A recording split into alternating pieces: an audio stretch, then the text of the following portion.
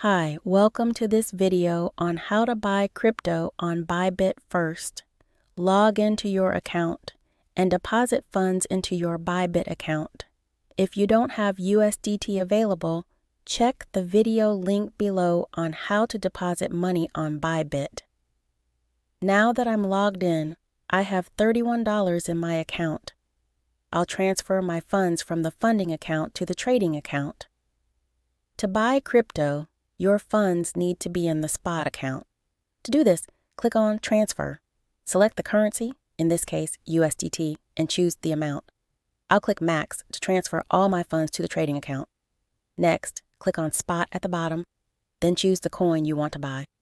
In my case, I want to buy some Solana at a limit price, so I'll select the price I want to buy it at and the amount, which will be equivalent to my available funds. Then, click Buy. The transaction will go through once your specified price is met. If you don't want to wait, you can always buy at the market price.